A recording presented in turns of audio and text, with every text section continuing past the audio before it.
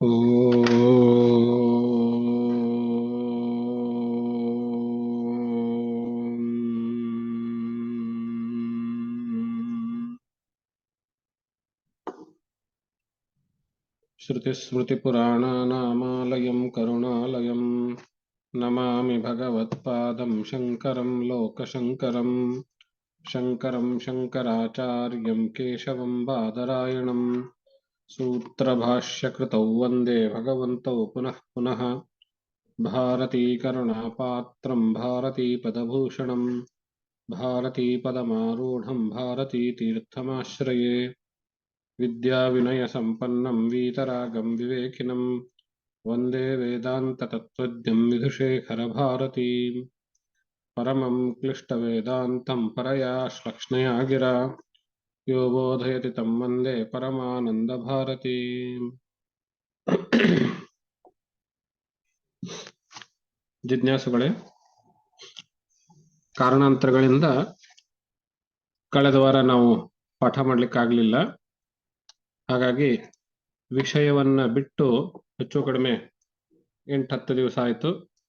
ಆ ಕಾರಣದಿಂದ ನಾನು ಒಂದು ಸ್ವಲ್ಪ ಪುನಃಸ್ಮರಣೆ ಆ ಥರ ಹೇಳೋದಾದ್ರೆ, ಭಗವತ್ಪಾದರ ಪ್ರಕರಣ ಗ್ರಂಥಗಳಲ್ಲಿ ಒಂದಾಗಿರುವಂತಹ ಆತ್ಮಬೋಧ ಎನ್ನುವಂತಹ ಈ ಪ್ರಕರಣ ಗ್ರಂಥ ಬಹಳ ಪುಟ್ಟ ಗ್ರಂಥ, ಶ್ಲೋಕ ರೂಪದಲ್ಲಿರುವಂತಹದ್ದು ಮತ್ತು ಕಾವ್ಯದಂತೆ ಉಪಮಾನ ದೃಷ್ಟಾಂತಗಳಿಂದ ಕೂಡಿರುವಂತಹದ್ದು. ಅಂತಹ ಗ್ರಂಥದ, ಅಮೂಲ್ಯ ಗ್ರಂಥದ ವಿಷಯವನ್ನು ನಾವು ನೋಡಿದಾಗ ಆತ್ಮದ ಬಗ್ಗೆ ಸರಿಯಾದ ತಿಳುವಳಿಕೆ, ಸಮ್ಯಕ್ ಜ್ಞಾನವೇ ಈ ಗ್ರಂಥದ ವಿಷಯ. ಆತ್ಮಬೋಧ, ಬೋಧ ಅಂದ್ರೆ ತಿಳುವಳಿಕೆ. ತಿಳ್ಕೊಂಡು ಏನ್ ಮಾಡೋದು ಅಂತ ಹೇಳಿದ್ರೆ, ತಿಳಿದುಕೊಳ್ಳುವುದರಿಂದಲೇನೆ ನಮಗೆ ಪರಂಪ್ರಾಪ್ತಿ, ಮೋಕ್ಷ. ಅಂದ್ರೆ ಜ್ಞಾನದಿಂದಲೇನೆ ಮೋಕ್ಷ ಎನ್ನುವಂಥದ್ದು. ಜ್ಞಾನದಿಂದಲೇನೆ ಯಾಕೆ ಅಂತ ಹೇಳಿದ್ರೆ, ಕರ್ಮ ಅನ್ನುವಂತಹದ್ದು ಅಜ್ಞಾನಕ್ಕೆ ವಿರುದ್ಧ ಆಗೋದಿಲ್ಲ. ಅಜ್ಞಾನಕ್ಕೆ ಯಾಕೆ ವಿರುದ್ಧ ಆಗಬೇಕು? ಯಾಕಂದ್ರೆ ನಾವು ಸಂಸಾರದಲ್ಲಿ ಸಿಲುಕಿ ಹಾಕಿಕೊಂಡಿರುವುದಕ್ಕೆ ಅಜ್ಞಾನವೇ ಮೂಲ ಕಾರಣ. ನಮ್ಮ ಎಲ್ಲ ದುಃಖ ತಾಪತ್ರಯಗಳಿಗೆ ಅಜ್ಞಾನವೇ ಮೂಲ ಕಾರಣ. ಅದನ್ನ ಅವಿದ್ಯಾ ಅಂತಲೂ ಹೇಳ್ತಾರೆ. ಆದ್ರಿಂದ ಅವಿದ್ಯೆಗೆ ವಿರುದ್ಧವಾಗಿರುವಂತಹ ವಿದ್ಯೆಯಿಂದಲೇನೆ ನಮಗೆ ಈ ಸಂಸಾರದ ಮೂಲ ಕಾರಣದ ಮೇಲೆ ಕುಠಾರ ಪ್ರಹಾರ ಮಾಡಿ ನಾವು ನಮ್ಮ ಸ್ವಸ್ವರೂಪವನ್ನ, ಆತ್ಮಜ್ಞಾನವನ್ನ ಪಡೆದುಕೊಳ್ಳಬಹುದು ಅನ್ನುವಂಥದ್ದು. ಆದ್ರಿಂದಲೇನೆ ಜ್ಞಾನವೇ ಆತ್ಮ ಮೋಕ್ಷಕ್ಕೆ ನೇರವಾದ ಕಾರಣ ಅಂತ ಹೇಳ್ತಾ, ಹಾಗೆ ಅಡಿಗೆ ಮಾಡೋದಕ್ಕೆ ಇತರ ಎಲ್ಲ ಸಾಮಗ್ರಿಗಳಿದ್ರು ಅಗ್ನಿ ಇಲ್ಲದಿದ್ರೆ ಅಡಿಗೆ ಆಗೋದಿಲ್ವೋ, ಹಾಗೆ ಬೇರೆ ಬೇರೆ ಎಲ್ಲಾ ಅನುಕೂಲಗಳಿದ್ರು ಜ್ಞಾನವಿಲ್ಲದೇನೆ, ಬೇರೆ ಬೇರೆ ಮಾರ್ಗಗಳಿದ್ರು ಜ್ಞಾನವಿಲ್ಲದೇನೆ ಮೋಕ್ಷವನ್ನು ಪಡೆಯಲಿಕ್ಕೆ ಆಗೋದಿಲ್ಲ ಅನ್ನುವಂಥದ್ದನ್ನು ನೋಡಿ, ಆಮೇಲೆ ಈ ಜಗತ್ತಿನ ಮಿಥ್ಯಾತ್ವದ, ಸಂಸಾರದ ಮಿಥ್ಯಾತ್ವದ ಬಗ್ಗೆ ತಿಳಿದುಕೊಂಡು, ಸಂಸಾರದ ಮಿಥ್ಯಾತ್ವದ ಬಗ್ಗೆ, ಯಾಕಂದ್ರೆ ನಾವು ಅಜ್ಞಾನದಿಂದ ಈ ಸಂಸಾರದಲ್ಲಿ ಸಿಕ್ಕಾಕೊಂಡಿದೀವಿ ಅಂತ ಹೇಳಿದ್ವಲ್ಲ, ಹಾಗೇನೆ ಸಂಸಾರ ಅಂದ್ರೆ ಏನು ಅಂತ ನೋಡಿದ್ವಿ. ಜಗತ್ತಿನ ಜೊತೆಗೆ ನಮಗಿರುವ ಒಡನಾಟಕ್ಕೆ ಸಂಸಾರ ಅಂತ ಹೇಳಿ. ಜಗತ್ತು ಅದು ಎಲ್ಲಿವರೆಗೂ ನಾವು ಬ್ರಹ್ಮವನ್ನ ತಿಳಿದುಕೊಳ್ಳೋದಿಲ್ವೋ ಅಲ್ಲಿವರೆಗೂ ಜಗತ್ತು ನಮಗೆ ಸತ್ಯದಂತೆ ಕಾಣುತ್ತೆ. ಹೇಗೆ ಅಂದ್ರೆ, ಎಲ್ಲಿವರೆಗೂ ನಮಗೆ ಕಪ್ಪೆ ಚಿಪ್ಪಿನ ಜ್ಞಾನ, ಅರಿವು ಉಂಟಾಗೋದಿಲ್ವೋ ಅಲ್ಲಿವರೆಗೂ ಅದು ಬೆಳ್ಳಿಯಂತೆಯೇ ಕಾಣುತ್ತೆ ಅಂತ. ಈ ಕಪ್ಪೆ ಚಿಪ್ಪಿನ ದೃಷ್ಟಾಂತದಲ್ಲಿ ನಾವು ನೋಡುವಾಗ, ನಾನು ಕಪ್ಪೆ ಚಿಪ್ಪನ್ನ ನೋಡುವುದಕ್ಕಿಂತಲೂ ಮುಂಚೆಯೂ ಅದು ಕಪ್ಪೆ ಚಿಪ್ಪೆ ಆಗಿತ್ತು. ಅದನ್ನ ನೋಡಿ ತಪ್ಪು ತಿಳಿದುಕೊಂಡೆ, ಬೆಳ್ಳಿ ಎಂಬುದಾಗಿ ತಿಳಿದುಕೊಂಡೆ. ಇದು ನನ್ನ ಮಿಥ್ಯಾ ಜ್ಞಾನ, ನನ್ನ ತಲೆಯಲ್ಲಿ ತಪ್ಪಾಗಿ ತಿಳಿದುಕೊಂಡೆ. ಇದು ನನ್ನ ಮಿಥ್ಯಾ ಜ್ಞಾನ. ನಾನು ಕಪ್ಪೆ ಚಿಪ್ಪಿನ ಬಗ್ಗೆ ಮಿಥ್ಯಾ ಜ್ಞಾನ ಉಳ್ದಾಗ್ಲೂ, ಮಿಥ್ಯಾ ತಿಳುವಳಿಕೆ ಪಡೆದಾಗ್ಲೂ ಅದು ಕಪ್ಪೆ ಚಿಪ್ಪೆ ಆಗಿತ್ತು. ನಾನು ಹತ್ರ ಹೋಗಿ ಅದನ್ನ ಪರಿಶೀಲಿಸಿ ನೋಡಿದಾಗ ನನಗೆ ಜ್ಞಾನೋದಯ ಉಂಟಾಯ್ತು. ಏನದು? ಇದು ಕಪ್ಪೆ ಚಿಪ್ಪೆ ಹೊರತು ಬೆಳ್ಳಿ ಅಲ್ಲ ಅನ್ನೋದು. ಹಾಗೆ ಜ್ಞಾನೋದಯ ಉಂಟಾದ ಮೇಲೂ ಅದು ಕಪ್ಪೆ ಚಿಪ್ಪೆ ಇತ್ತು. ಅರ್ಥಾತ್ ಅಲ್ಲಿ ಕಪ್ಪೆ ಚಿಪ್ಪಿನಲ್ಲಿ ಏನು ವ್ಯತ್ಯಾಸವೂ ಆಗಿಲ್ಲ. ವ್ಯತ್ಯಾಸ ಆಗಿದ್ದಲ್ಲಿ ನನ್ನ ತಿಳುವಳಿಕೆಯಲ್ಲಿ. ಹಾಗೇನೆ ಜಗತ್ತು ಹುಟ್ಟುವುದಕ್ಕಿಂತಲೂ ಮುಂಚೆ ಬ್ರಹ್ಮವೇ ಆಗಿತ್ತು. ನಾನು ಜಗತ್ತನ್ನ ನೋಡಿದಾಗ, ಜಗತ್ತು ಅಂತ ತಿಳಿದುಕೊಂಡಾಗಲೂ ಅದು ಬ್ರಹ್ಮವೇ ಆಗಿತ್ತು. ನಾನು ತತ್ವಮಸಿ ಇತ್ಯಾದಿ ಮಹಾವಾಕ್ಯಗಳ ಗುರುಗಳ ಉಪದೇಶದಿಂದ ಅದನ್ನ ತಿಳಿದುಕೊಂಡ ಮೇಲೆಯೂ ಕೂಡ ಅದು ಬ್ರಹ್ಮವೇ ಆಗಿರುತ್ತೆ. ವ್ಯತ್ಯಾಸ ಎಲ್ಲಾಗಿತ್ತು? ನನ್ನ ತಲೆಯಲ್ಲಿ ವ್ಯತ್ಯಾಸ ಆಗಿತ್ತು. ಅದು ಯಾವಾಗಲೂ ಬ್ರಹ್ಮವೇ. ಈ ಜಗತ್ತು ಬ್ರಹ್ಮದಲ್ಲಿಯೇನೇ ಹುಟ್ಟಿ, ಬ್ರಹ್ಮದಲ್ಲಿಯೇನೇ ನಿಂತು, ಬ್ರಹ್ಮದಲ್ಲಿಯೇನೇ ಲಯ ಆಗುವಂತಹದ್ದು. ಅದಕ್ಕೆ ಬುದ್ಬುದಾನೀವ ವಾರಿಣಿ ಅಂತ ಭಗವತ್ಪಾದರು ದೃಷ್ಟಾಂತವನ್ನ ಕೊಟ್ಟರು. ಯಾವ ರೀತಿ ನೀರಿನ ಮೇಲೆ ಗುಳ್ಳೆಗಳು ನೀರಿನಲ್ಲಿಯೇನೇ ಹುಟ್ಟುತ್ತವೆ, ನೀರಿನ ಮೇಲೆಯೇ ಇರ್ತವೆ, ನೀರಲ್ಲಿಯೇನೇ ಒಂದಾಗ್ತವೆ. ಹಾಗೆ ಜಗತ್ತು ಎಲ್ಲಿವರೆಗೂ ಈ ಬ್ರಹ್ಮವನ್ನು ತಿಳಿದುಕೊಳ್ಳೋದಿಲ್ವೋ ಅಲ್ಲಿವರೆಗೂ ಜಗತ್ತು ಸತ್ಯ ಅಂತ ಹೇಳಿರುವ ಒಳ ಅರ್ಥ ಏನು ಅಂತ ಹೇಳಿದ್ರೆ, ಬ್ರಹ್ಮವು ಜಗತ್ತಿಗೆ ಕಾರಣ. ಕಾರಣವನ್ನು ತಿಳಿದುಕೊಂಡ್ರೆ ನಿಜವಾದ ತಿಳಿದುಕೊಂಡಂತೆ. ಅರ್ಥಾತ್ ಬ್ರಹ್ಮವನ್ನು ತಿಳಿದುಕೊಳ್ಳೋದು ಅಂದ್ರೆ ಜಗತ್ತನ್ನು ಸಂಪೂರ್ಣವಾಗಿ ತಿಳಿದುಕೊಳ್ಳೋದು. ಸಂಪೂರ್ಣವಾಗಿ ತಿಳಿದುಕೊಂಡಾಗ ಏನ್ ಜ್ಞಾನ ಉಂಟಾಯ್ತು? ಇದು ಜಗತ್ತು ಎಂಬುದಾಗಿ ನಾನು ತಪ್ಪಾಗಿ ತಿಳಿದುಕೊಂಡಿದ್ದೆ, ಇದು ನಿಜವಾಗಲೂ ಬ್ರಹ್ಮ ಅಂತ ಹೇಳಿ. ಯಾವಾಗ ನಂಗೆ ಇದು ನಿಜವಾಗಲೂ ಬ್ರಹ್ಮ ಎಂಬುದು ಗೊತ್ತಾಯ್ತೋ ಆವಾಗ ನನ್ನ ತಲೆಯಲ್ಲಿ ಇದು ಜಗತ್ತು ಎಂಬ ಭಾವನೆ ಹೊರಟು ಹೋಗಿರ್ತದೆ. ಅಂದ್ರೆ ದೋಷ ಇರೋದು ಇಲ್ಲಿ ನನ್ನ ಬುದ್ಧಿನಲ್ಲಿ. ಅದು ಯಾವಾಗಲೂ ಬ್ರಹ್ಮವೇ ಆಗಿತ್ತು. ಮುಂಚೆನೂ ಬ್ರಹ್ಮವೇ ಆಗಿತ್ತು, ಈಗೂ ಬ್ರಹ್ಮವೇ ಇದೆ, ಮುಂಚೆ ನಂತರದಲ್ಲಿಯೂ ಬ್ರಹ್ಮವೇ ಆಗಿರ್ತದೆ. ಹೀಗಾಗೋದಕ್ಕೆ ಕಾರಣ ಏನು ಅಂತ ಹೇಳಿದ್ರೆ ಉಪಾಧಿಯಿಂದ ಹೀಗಾಗತ್ತೆ. ಉಪಾಧಿ ಭೇದದಿಂದ ನಾವು ಒಂದೇ ಬ್ರಹ್ಮದಲ್ಲಿ ಅನೇಕ ನಾನಾ ನಾಮರೂಪಗಳಿಂದ ಕೂಡಿರುವಂತಹ ಜಗತ್ತನ್ನ ನೋಡುತ್ತೇವೆ. ಹಾಗೇನೆ ಒಬ್ಬನೇ ಪರಮಾತ್ಮನಲ್ಲಿ ಬ್ರಹ್ಮಾದಿ ಎಲ್ಲ ಕ್ರಿಮಿ ಕೀಟಗಳವರೆಗೆ ಎಲ್ಲ ಜೀವರುಗಳನ್ನು ನಾವು ಬೇರೆ ಬೇರೆ ಅಭಿವ್ಯಕ್ತಿಯಾಗಿ ನೋಡುತ್ತೇವೆ. ಹಾಗೆ ಒಂದೇ ಚಿನ್ನದಲ್ಲಿ ಅನೇಕ ಆಭರಣಗಳ ಹೊರಹೊಮ್ಮುತ್ತವೆಯೋ ಹಾಗೆ ಒಂದೇ ಬ್ರಹ್ಮದಲ್ಲಿ ಅನೇಕ ಜೀವರುಗಳು ಹೊರಹೊಮ್ಮುತ್ತವೆ. ಮತ್ತು ನಮಗಿರುವಂತಹ ಈ ಜಾತಿ, ವರ್ಣ, ಆಶ್ರಮ, ಲಿಂಗ, ಬಣ್ಣ, ಎತ್ತರ ಇತ್ಯಾದಿ ಎಲ್ಲವುಗಳು ಆರೋಪಿತವೇನೆ, ಉಪಾಧಿ ವಶದಿಂದ ಆರೋಪಿತವು. ಉಪಾಧಿ ಸಂಬಂಧದಿಂದ ನಮಗೆಲ್ಲ ಇವು ಈ ಜಾತಿ, ವರ್ಣ ಇತ್ಯಾದಿ, ಆಶ್ರಮ ಇತ್ಯಾದಿಗಳು. ಹಾಗೆ ನೀರಿನಲ್ಲಿ ಬಣ್ಣ, ರುಚಿ ಅನ್ನೋದು ಹೊರಗಡೆಯಿಂದ ಹಾಕಿದಾಗ ಅದಕ್ಕೆ ಒಂದು ಬಣ್ಣ, ಅದಕ್ಕೆ ಒಂದು ರುಚಿ ಅಂತ ಬರುತ್ತದೆ. ಹಾಗೆ ನೀರಿಗೆ ಸ್ವತಃ ಬಣ್ಣ, ಸ್ವತಃ ರುಚಿ ಅಂತ ಇರೋದಿಲ್ಲ. ಹಾಗೆ ಯಾವ ಬಣ್ಣ ಹಾಕಿದ್ರೆ ಆ ಬಣ್ಣ ಕಾಣುತ್ತೆ. ಹಾಗೆ ನಮಗೆ ಜಾತಿ, ವರ್ಣಾಶ್ರಮ ಎಲ್ಲವೂ ಉಪಾಧಿ ಭೇದದಿಂದ ಅಂತ ಗೊತ್ತಾಯ್ತು, ನೋಡಿದ್ವಿ. ಉಪಾಧಿ ಅಂದ್ರೆ ಏನು ಅಂತ ನೋಡಿದ್ರೆ, ಯಾವುದು ನಮಗೆ ಸರಳವಾಗಿ ಬರೀ ಗಣ್ಣಿಂದ ನೋಡ್ಲಿಕ್ಕೆ ಆಗೋದಿಲ್ವೋ ಅದನ್ನು ತಿಳಿಸೋದಕ್ಕೆ ಒಂದೇನಾದ್ರೂ ಸೂಚನೆ ಮಾಡಿರ್ತೀವಿ. ದೊಡ್ಡ ದೊಡ್ಡ ಮಾಲ್ಗಳಲ್ಲಿ ಗ್ಲಾಸ್ ಅದರ ಗೋಡೆನೇ ಇರ್ತದೆ, ಆದ್ರೆ ಆ ಕಡೆಯಿಂದ ಪಾರದರ್ಶಕವಾಗಿ ಆ ಕಡೆದು ಕಾಣ್ತಾ ಇದೆ, ಈ ಮಧ್ಯದಲ್ಲಿ ಗೋಡೆ ಇದೆ ಅಂತ ಗೊತ್ತಾಗೋದಕ್ಕೆ ಅವರು ರೆಡ್ ಕಲರ್ ಸ್ಟಿಕ್ಕರ್ ಹಾಕಿರ್ತಾರೆ. ಅದು ಉಪಾಧಿ ಅಂತ. ಅದರ ಮೂಲಕ ಅಂದ್ರೆ ಅಗೋಚರವಾದದ್ದನ್ನ ಯಾವುದರ ಮೂಲಕ ತಿಳ್ಕೊಳ್ತೇವೋ ಅದು ಉಪಾಧಿ ಅಂತ.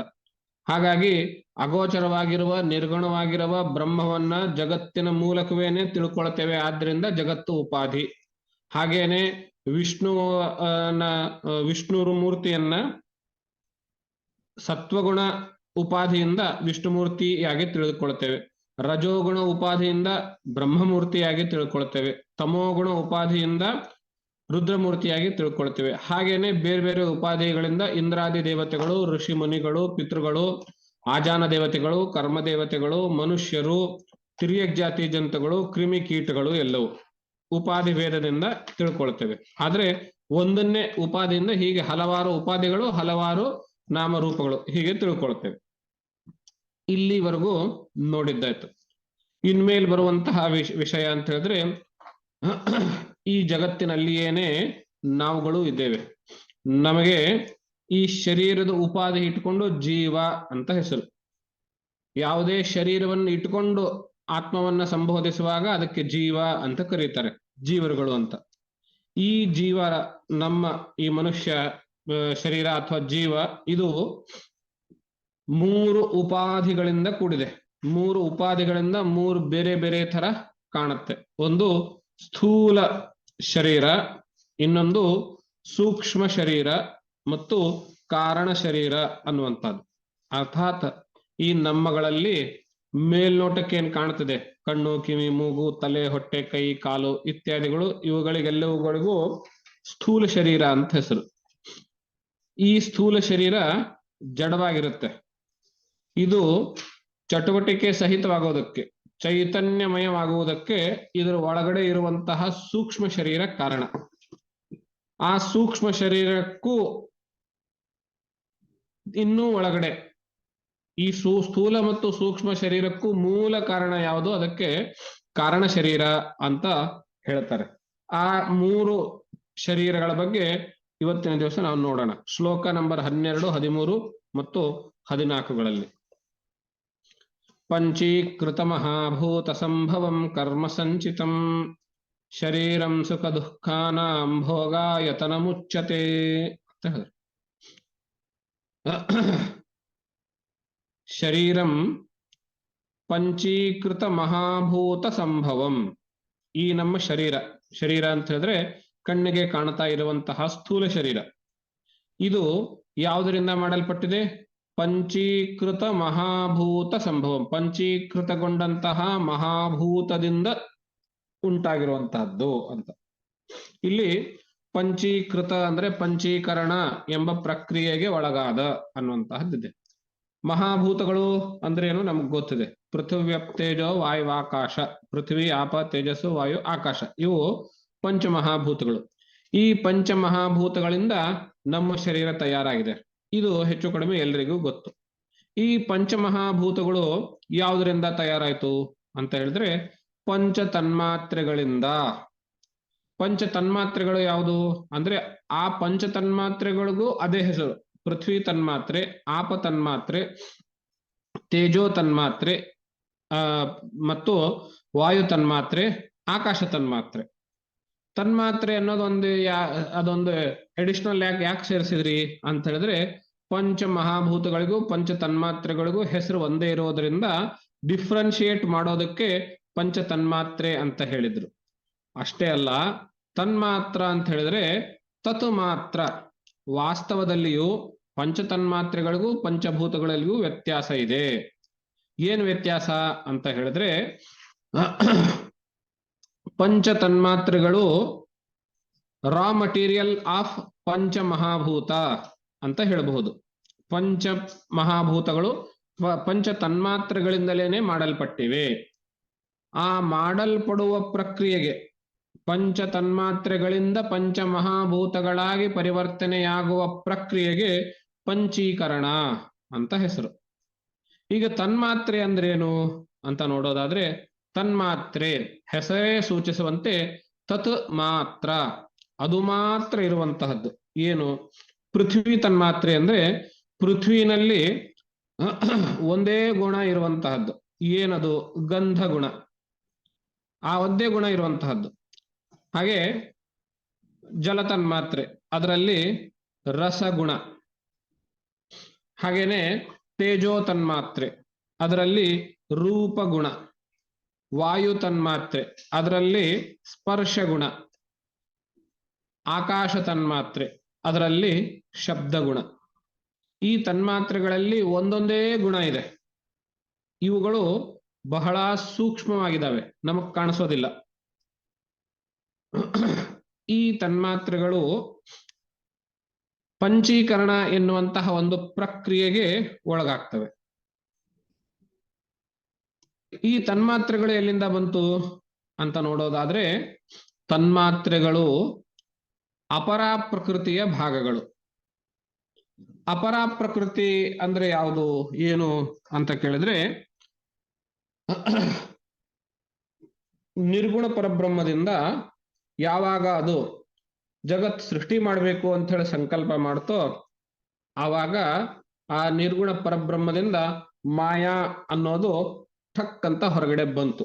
ಅದು ಬ್ರಹ್ಮಶಕ್ತಿ. ಆ ಮಾಯಾಗೇನೆ ಪ್ರಕೃತಿ ಅಂತ ಹೆಸರು, ಮೂಲ ಪ್ರಕೃತಿ ಅಂತಲೂ ಹೆಸರು, ಅವ್ಯಕ್ತ ಅಂತಲೂ ಹೆಸರು, ಅಕ್ಷರ ಅಂತಲೂ ಹೆಸರು, ವೈಷ್ಣವಿ ಮಾಯಾ ಅಂತೂ ಅದಕ್ಕೇನೆ ಹೆಸರು. ಈ ಪ್ರಕೃತಿ ಅನ್ನುವಂತಹದ್ದು ಎರಡು ವಿಭಾಗ, ಪರಾ ಪ್ರಕೃತಿ, ಅಪರಾ ಪ್ರಕೃತಿ. ಅಪರಾ ಪ್ರಕೃತಿನಲ್ಲಿ ಏನೇನಿದೆ ಅಂತ ಹೇಳಿದ್ರೆ 8 ಅಂಶಗಳು ಸೇರಿ ಅಪರಾ ಪ್ರಕೃತಿ ಉಂಟಾಗ್ತದೆ. ಗೀತೆಯಲ್ಲಿ 7ನೇ ಅಧ್ಯಾಯದಲ್ಲಿ ಇದರ ಬಗ್ಗೆ ವಿವರಣೆ ನೋಡ್ತೇವೆ. ಭೂಮಿರಾಪೋ ನಲೋ ವಾಯು ಖಂ ಮನೋ ಬುದ್ಧಿರೇವಚ ಅಹಂಕಾರ ಇತಿ ಎಮ್ಮೆ ಭಿನ್ನ ಪ್ರಕೃತಿರಷ್ಟಥ ಅಂತ ಹೇಳ್ತಾನೆ ಭಗವಂತ. ಭೂಮಿ, ಆಪಃ, ಅನಲಃ, ಅನಲ ಅಂದ್ರೆ ಅಗ್ನಿ, ವಾಯು, ಖಂ ಅಂದ್ರೆ ಆಕಾಶ, ಈ 5 ತನ್ಮಾತ್ರೆಗಳು ಮತ್ತು ಮನಸ್ಸು, ಬುದ್ಧಿ, ಅಹಂಕಾರ, ಈ 8 ಸೇರಿಸ್ಬಿಟ್ಟು ಅಪರಾ ಪ್ರಕೃತಿ ಅಂತ ಆಗುತ್ತೆ. ಇಲ್ಲಿ ಮನಸ್ಸು, ಬುದ್ಧಿ, ಅಹಂಕಾರ ಅಂತ ಹೇಳಿದ್ರೆ ನಿಮ್ಮೆಲ್ಲರಿಗೂ ಒಂದು ಪ್ರಶ್ನೆ ಬರಬಹುದು. ಇವಾಗಿನ್ನು ಬ್ರಹ್ಮ ಜಗತ್ ಸೃಷ್ಟಿ ಮಾಡಬೇಕು ಅಂತ ಸಂಕಲ್ಪ ಮಾಡಿದೆ, ತತ್ಕ್ಷಣದಲ್ಲಿ ಮಾಯಾ ಅನ್ನೋದು ಹೊರಗಡೆ ಬಂದಿದೆ. ಆವಾಗ್ಲೇನೆ ಮನಸ್ಸು ಅಂತ ಹೇಳಿದ್ರೆ ಯಾರ ಮನಸ್ಸು ಅಂತ ಪ್ರಶ್ನೆ. ಬುದ್ಧಿ ಅಂದ್ರೆ ಯಾರ ಬುದ್ಧಿ, ಅಹಂಕಾರ ಅಂದ್ರೆ ಯಾವ ಅಹಂಕಾರ, ಬ್ರಹ್ಮನ ಅಹಂಕಾರ, ಬ್ರಹ್ಮನ ಮನಸ್ಸು, ಬ್ರಹ್ಮನ ಬುದ್ಧಿ ಅಂತ ಹೇಳಿದ್ರೆ ಆವಾಗ ಬ್ರಹ್ಮ ನಿರ್ಗುಣ ಅಂತ ಹೇಳ್ತಿರಲ್ಲ, ಅವನಿಗೆ ಮನಸ್ಸು, ಬುದ್ಧಿ, ಅಹಂಕಾರ ಎಲ್ಲಿಂದ ಬಂತು ಅಂತ ಪ್ರಶ್ನೆ ಬರುತ್ತೆ. ಇದಕ್ಕೆ ಉತ್ತರ ಏನು ಅಂತ ಕೇಳಿದ್ರೆ, ಹಿಂದಿನ ಕಲ್ಪದಲ್ಲಿ ಪ್ರಳಯ ಆಗುವಾಗ ಮೋಕ್ಷವಾಗದೇ ಇರುವಂತಹ ಜೀವರುಗಳ ಸಮಷ್ಟಿ ಮನಸ್ಸು, ಸಮಷ್ಟಿ ಬುದ್ಧಿ, ಸಮಷ್ಟಿ ಅಹಂಕಾರವು ಲಯ ಸಂದರ್ಭದಲ್ಲಿ ಬ್ರಹ್ಮದಲ್ಲಿಯೇನೆ ಲೀನವಾಗಿರ್ತವೆ. ಹಾಗೇನೆ ಪಂಚ ತನ್ಮಾತ್ರ ಲಯ ಪ್ರಕ್ರಿಯೆ ಹೇಗಿದೆ ಅಂತ ಹೇಳಿದ್ರೆ ಈ ಸೃಷ್ಟಿ ಪ್ರಕ್ರಿಯೆ ಹೇಗಿದೆ ಅದಕ್ಕೆ ವಿರುದ್ಧವಾಗಿದೆ. ಇನ್ನೊಂದು ನಿಮಿಷದಲ್ಲಿ ಸೃಷ್ಟಿ ಪ್ರಕ್ರಿಯೆ ಹೇಳ್ತೀನಿ, ಮುಂಜಾನೆ ನಂತರದಲ್ಲಿ ಇನ್ನೂ ವಿಸ್ತಾರವಾಗಿ ಬರ್ತದೆ, ಆವಾಗ ಇನ್ನೂ ವಿಸ್ತಾರವಾಗಿ ಹೇಳ್ತೇನೆ, ನಿಮಗೆ ಮೇಲ್ನೋಟಕ್ಕೆ ಹೇಳ್ತೀನಿ. ಲಯವಾಗುವ ಒಟ್ಟಾರೆ ಇವಾಗ ನಾವು ತಿಳಿದುಕೊಳ್ಳೋದೇನು ಅಂತ ಹೇಳಿದ್ರೆ, ಅಪರಾ ಪ್ರಕೃತಿನಲ್ಲಿ ಇರುವಂತಹ ಮನಸ್ಸು, ಬುದ್ಧಿ, ಅಹಂಕಾರಗಳು ಬ್ರಹ್ಮದ ಮನಸ್ಸು ಅಂತ ಹೇಳಲಿಕ್ಕೆ ಬರೋದಿಲ್ಲ. ಯಾಕಂದ್ರೆ ಅದು ಬ್ರಹ್ಮವು ನಿರ್ಗುಣ, ಅತ್ಯಂತ ನಿರ್ವಿಶೇಷ, ಅದಕ್ಕೆ ಏನಂದ್ರೆ ಏನು ಹೇಳಲಿಕ್ಕೆ ಬರೋದಿಲ್ಲ. ಹಾಗಿರುವಾಗ ಬ್ರಹ್ಮಕ್ಕೊಂದು ಮನಸ್ಸಿದೆ, ಅದಕ್ಕೊಂದು ಬುದ್ಧಿ ಇದೆ ಅಂತಲೂ ಹೇಳಲಿಕ್ಕೆ ಬರೋದಿಲ್ಲ, ಅಹಂಕಾರ ಇದೆ ಅಂತಲೂ ಹೇಳಲಿಕ್ಕೆ ಬರೋದಿಲ್ಲ. ಹಾಗಾದ್ರೆ ಅಲ್ಲಿರೋ ಬ್ರಹ್ಮದಿಂದಲೇನೆ ಬಂದಂತಹ ಅಪರಾ ಪ್ರಕೃತಿನಲ್ಲಿ ಮನಸ್ಸು, ಬುದ್ಧಿ ಮತ್ತು ಅಹಂಕಾರ ಅಂತಿದೆಯಲ್ಲ, ಇದು ಯಾರಿಗೆ ಸಂಬಂಧಪಟ್ಟಿದ್ದು ಅಂತ ಹೇಳಿದ್ರೆ ಇದು ಹಿಂದಿನ ಕಲ್ಪದ ಸಮಷ್ಟಿ ಜೀವರುಗಳ ಸಮಷ್ಟಿ ಮನಸ್ಸು, ಸಮಷ್ಟಿ ಬುದ್ಧಿ, ಸಮಷ್ಟಿ ಅಹಂಕಾರ. ಮತ್ತು ಹಿಂದಿನ ಕಲ್ಪದಲ್ಲಿ ಲಯವಾಗುವಾಗ ಪಂಚ ತನ್ಮಾತ್ರೆಗಳು ಅದರಲ್ಲಿಯೇ ಲೀನವಾಗಿತ್ತು. ನಾವು ನೋಡಿದ್ವಿ, ಸೃಷ್ಟಿ ಬ್ರಹ್ಮದಲ್ಲಿಯೇನೆ ಹುಟ್ಟಿ, ಬ್ರಹ್ಮದಲ್ಲಿಯೇನೆ ನಿಂತು, ಬ್ರಹ್ಮದಲ್ಲಿಯೇನೆ ಲಯವಾಗ್ತದೆ ಜಗತ್ತು ಅಂತ ನೋಡಿದ್ವಿ. ಲಯವಾಗುವಾಗ ಪಂಚ ತನ್ಮಾತ್ರೆಗಳು, ಸಮಷ್ಟಿ ಮನಸ್ಸು, ಬುದ್ಧಿ ಎಲ್ಲ ಅದರಲ್ಲೇ ಹಿಂದೆ ಲಯವಾಗಿದ್ದೆ, ಇವಾಗ ಮತ್ತೆ ಹೊರಗೆ ಬರ್ತಾ ಇದೆ. ಇದಕ್ಕೆ ಪ್ರೂಫ್ ಏನು ಅಂತ ಕೇಳಿದ್ರೆ ಋಗ್ವೇದದಲ್ಲಿ ನೋಡ್ತೇವೆ ನಾವು, ಧಾತ ಯಥಾ ಪೂರ್ವಂ ಅಕಲ್ಪಯತ ದಿವಂಚ ಪೃಥ್ವೀಂಚಾಂತರಿಕ್ಷಮಥಂ ಸ್ವಹ ಅಂತ ನಾವು ಋಗ್ವೇದದಲ್ಲಿ ಕೇಳ್ತೇವೆ. ಧಾತ ಭಗವಂತನು ಹಿಂದಿರುವಂತೇನೆ ಎಲ್ಲವನ್ನು ಮತ್ತೆ ಸೃಷ್ಟಿಸಿದ ಅಂತ. ಯಥಾ ಪೂರ್ವಂ ಅಕಲ್ಪಯತ, ಹಿಂದಿರುವಂತೆ ಎಲ್ಲವನ್ನು ಮತ್ತೆ ಸೃಷ್ಟಿಸಿದ. ಉದಾಹರಣೆಗೆ ಪೃಥ್ವಿ, ಉದಾಹರಣೆಗೆ ದ್ಯುಲೋಕ, ಸ್ವರ್ಗಲೋಕ ಅಂತ ಹೇಳಿ ಕೊಟ್ಟಿದ್ದು. ಅಂದ್ರೆ ಹಿಂದಿರುವಂತೆನೆ ಬಂತು. ಅಂದ್ರೆ ಹಿಂದಿನ ಕಲ್ಪದಲ್ಲಿರುವಂತಹ ಸಮಷ್ಟಿ ಮನಸ್ಸು, ಬುದ್ಧಿ, ಸಮಷ್ಟಿ ಅಹಂಕಾರಗಳು ಅಪರಾ ಪ್ರಕೃತಿ ರೂಪದಲ್ಲಿ ಮೊಟ್ಟ ಮೊದಲು ಹೊರಗೆ ಬಂದು, ಅದರ ಜೊತೆಗೆ ಪಂಚ ತನ್ಮಾತ್ರೆಗಳು, ಅದಿಷ್ಟು ಸೇರಿಸ್ಬಿಟ್ಟು ಅಪರಾ ಪ್ರಕೃತಿ ಆಯ್ತು. ಇದ್ರ ಜೊತೆಗೇನೆ ಪರಾಪ್ರಕೃತಿ ಅಂತ ಇದೆ ಇನ್ನೊಂದು. ಈ ಅಪರಾ ಪ್ರಕೃತಿಯಲ್ಲಿರುವಂತಹ ಪಂಚ ತನ್ಮಾತ್ರೆಗಳು ಪಂಚೀಕರಣ ಎನ್ನುವಂತಹ ಪ್ರಕ್ರಿಯೆ ಒಳಗಾಗಿ ಪಂಚಮಹಾಭೂತಗಳಾಗಿ ಪರಿವರ್ತನೆಗೊಳ್ಳುತ್ತವೆ. ಪಂಚೀಕರಣ ಅಂದ್ರೆ ಏನು ಅಂತ ಕೇಳಿದ್ರೆ, ಈ ಅಪರಾ ಪ್ರಕೃತಿನಲ್ಲಿ ಮೊಟ್ಟ ಮೊದಲು ಬಂದಿದ್ದು ಆಕಾಶ ತನ್ಮಾತ್ರೆ. ತೈತ್ರಿಯ ಉಪನಿಷದಲ್ಲಿ ನೋಡ್ತೀವಿ ನಾವು, ತಸ್ಮಾದ್ವಾ ಏತಸ್ಮಾದಾತ್ಮನ ಆಕಾಶ ಸಂಭೂತಃ ಆಕಾಶಾದ್ ವಾಯು ವಾಯೋರಗ್ನಿ ಅಗ್ನೇರಾಪಃ ಅದ್ಭ್ಯ ಪೃಥಿವೀ ಅಂತ ಒಂದು ಕ್ರಮ ಕೊಟ್ಟಿದ್ದಾರೆ. ಎಲ್ಲಕ್ಕಿಂತ ಮೊದಲು ಬಂದಿರೋದು ಆತ್ಮ, ಇದು ಆಕಾಶ. ಆತ್ಮದಿಂದ ಬಂದಿರುವಂತಹದ್ದು ಆಕಾಶ. ಆಕಾಶ ಅಂದ್ರೆ ನಿಮ್ಮೆಲ್ರಿಗೂ ಗೊತ್ತು, ಅವಕಾಶ, ಸ್ಪೇಸ್. ಮುಂದೆ ಹುಟ್ಟುವ ಎಲ್ಲ ತನ್ಮಾತ್ರೆಗಳಿಗೂ ಅವಕಾಶ ಕೊಡ್ಬೇಕಲ್ಲ, ಸ್ಪೇಸ್ ಕೊಡ್ಬೇಕಲ್ಲ. ಅದಕ್ಕೆ ಆಕಾಶ ತನ್ಮಾತ್ರೆ ಫಸ್ಟ್ ಬಂತು, ಆಮೇಲೆ ವಾಯು ತನ್ಮಾತ್ರೆ, ಈ ಹಾಗೇನೆ ನಂತರದಲ್ಲಿ ತೇಜೋ ತನ್ಮಾತ್ರೆ, ಆಮೇಲೆ ಜಲ ತನ್ಮಾತ್ರೆ, ಆಮೇಲೆ ಪೃಥ್ವಿ ತನ್ಮಾತ್ರೆ. ಈ ಒಂದೊಂದು ತನ್ಮಾತ್ರೆನಲ್ಲೂ ಒಂದೊಂದೇ ಗುಣ. ಆಕಾಶ ತನ್ಮಾತ್ರೆಯಲ್ಲಿ ಶಬ್ದಗುಣ, ವಾಯು ತನ್ಮಾತ್ರೆಯಲ್ಲಿ ಸ್ಪರ್ಶಗುಣ, ತೇಜೋ ತನ್ಮಾತ್ರೆಯಲ್ಲಿ ರೂಪಗುಣ, ಜಲ ತನ್ಮಾತ್ರೆಯಲ್ಲಿ ರಸಗುಣ, ಪೃಥ್ವಿ ತನ್ಮಾತ್ರೆಯಲ್ಲಿ ಗಂಧಗುಣ. ಆಯ್ತಾ? ಇವಾಗ ಆಕಾಶ ತನ್ಮಾತ್ರೆ ವಾಯು ತನ್ಮಾತ್ರೆಯಲ್ಲಿ ಸೇರ್ಕೊಳ್ತು. ಎಷ್ಟು ಸೇರ್ಕೊಳ್ತು? ಅರ್ಧ ಭಾಗ ಸೇರ್ಕೊಳ್ತು. ಇನ್ನು ಅರ್ಧ ಭಾಗ ಹೊರಗಡೆ ಉಳಿತು. ಆ ಹೊರಗಡೆ ಉಳಿದಿರುವಂತಹ ಅರ್ಧ ಭಾಗಕ್ಕೆ ಆಕಾಶ ಮಹಾಭೂತ ಅಂತ ಹೆಸರು. ನೀವು ಇಲ್ಲಿ ಇಮ್ಯಾಜಿನ್ ಮಾಡ್ಕೊಳ್ಳಿ. ಹೀಗೆ ಇದು ಆಕಾಶ ತನ್ಮಾತ್ರೆ, ಇದು ವಾಯು ತನ್ಮಾತ್ರೆ, ಇದು ಹೀಗೆ ಒಳಗೆ ಹೋಯ್ತು, ಅರ್ಧ ಮಟ್ಟಿಗೆ ಮಾತ್ರ ಹೋಯ್ತು. ಇದು ಇನ್ನರ್ಧ ಏನು ಹೊರಗಡೆ ಉಳಿದಿದೆಯಲ್ಲ, ಇದು ಆಕಾಶ ಮಹಾಭೂತವಾಯ್ತು. ಇದು ಒಳಗಡೆ ಇರೋ ಅರ್ಧ ಭಾಗ ಇದೆಯಲ್ಲ, ಅಂದ್ರೆ ವಾಯು ತನ್ಮಾತ್ರೆಯ ಪೂರ್ತಿ ಭಾಗ, ಆಕಾಶ ತನ್ಮಾತ್ರೆಯ ಅರ್ಧ ಭಾಗ. ಇದಿಷ್ಟು ಸೇರಿಸ್ಬಿಟ್ಟು ಇದ್ರ ಮುಂದೆ ಇರುವಂತಹ ತೇಜೋ ತನ್ಮಾತ್ರೆಯಲ್ಲಿ ಒಳಗಡೆ ಹೋಯ್ತು. ಎಷ್ಟು ಒಳಗಡೆ ಹೋಯ್ತು? ಪುನಃ ಅರ್ಧ ಒಳಗಡೆ ಹೋಯ್ತು.